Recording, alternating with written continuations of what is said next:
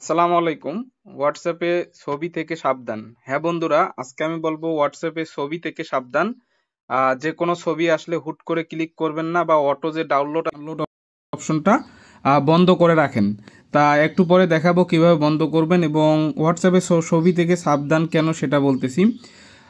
যে কোনো ছবিতে আপনি হুট করে ক্লিক করলে হতে পারে আপনার ব্যাঙ্ক অ্যাকাউন্ট হ্যাক, বা আপনার ফোনটি হ্যাক হয়ে যেতে পারে।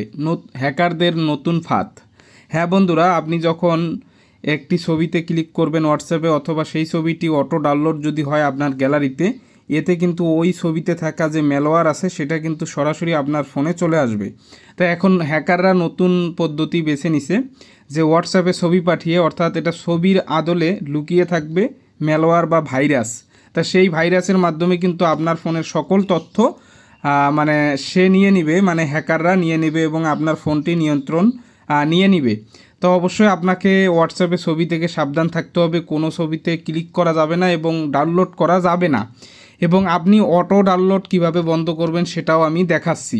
তো এখন ক্লিয়ার হয়েছেন যে হোয়াটসঅ্যাপে ছবি থেকে কেন সাবধান থাকবেন। যদি পরিচিত কেউ, মানে ট্রাস্ট ব্যক্তি ছবি পাঠায় বা কোনো প্রয়োজনে, সেই ছবি আপনি ডাউনলোড করতে পারবেন, সেটা সমস্যা নাই। আর যদি অপরিচিত থেকে আসে অবশ্যই। তাই এখন দেখাবো কিভাবে আপনারা অটো যে ডাউনলোড হয় হোয়াটসঅ্যাপে কেউ ছবি পাঠাইলে সেটা বন্ধ করবেন। তা ডান পাশে তিনটা ডট, এখানে ক্লিক করবেন। এরপর এখান থেকে আপনারা এই যে সিটিংস অপশন পেয়ে যাবেন, এখানে চলে যাবেন। যাওয়ার পরে এখানে একটা অপশন পেয়ে যাবেন, এই যে চ্যাট, এই যে চ্যাট নামে একটা অপশন, মেসেজ। তো এখানে ক্লিক করবেন। এখানে ক্লিক করলে এই যে দেখেন লেখা আছে মিডিয়া ভিজিবিলিটি। এটা যদি আপনার অন থাকে, তা আপনাকে কেউ ছবি পাঠালে সরাসরি আপনার গ্যালারিতে চলে যাবে ডাউনলোড হয়ে। তাই এটা আপনারা অবশ্যই বন্ধ করে দিবেন, বা মানে অফ করে রাখবেন। আরেকটা উপরে আছে দেখেন, অটো প্লে অ্যানিমেট ইমেজ, এটাও আপনারা বন্ধ করে দিবেন।